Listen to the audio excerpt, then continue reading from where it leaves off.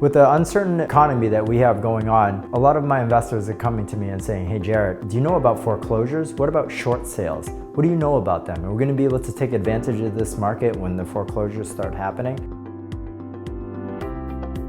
Hi, I'm Jarrett Lau, the founder of Profitable Properties Boston. So I'm going to spend a couple minutes in this session and go over the foreclosure process, and we'll talk about short sales in a different session. However, foreclosures can be something that could be beneficial. However, you need to know the rules and the engagements that you need to follow to be able to make sure that you don't lose out on it. A foreclosure is typically when the bank takes a property back from the owner, and it's usually a lengthy process for them to be able to do so. What they'll use is that they'll use an auction house to be able to then have a date, whether it's online or in person, especially during some of these COVID situations, it's going to be online. They're going to pick a date in which the auction will start. If it's in person, sometimes it only lasts a matter of minutes, but if it's online, they're going to give a longer time period. What they'll ask for do is any potential buyer will have to prove that they have a deposit, usually $5,000 or $10,000 in a bank check or via credit card, to be able to say, hey, this person's a serious buyer.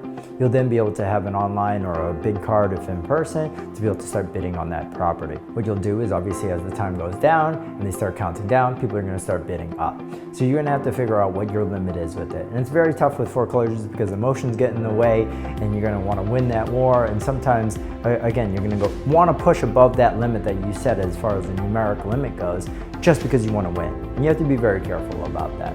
In addition, you need to do homework in advance because sometimes there's going to be tax liens, there's water liens, there's all these different expenses that the old owner didn't pay for because obviously they weren't paying for their mortgage. Why would they pay for their water or their taxes? And that you might be responsible for when you purchase this property. So you're going to always want to check, see if there's any back taxes, back expenses, and calculate that into your equation when you're deciding how much to bid. In addition, sometimes with these foreclosures, you're not able to go into the property. You might never even see it. They might not even have pictures of it.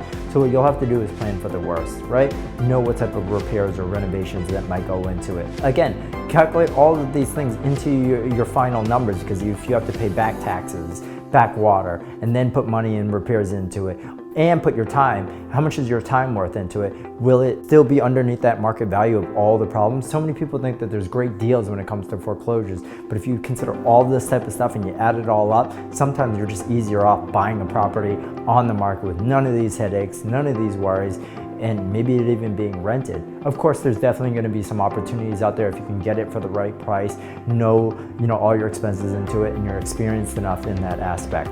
Another thing about foreclosures is that they typically only give you 30 days to pay off that full amount. So if you bidded $100,000 on the property, you put $10,000 to be able to make that bid, you're gonna have to come up with $90,000.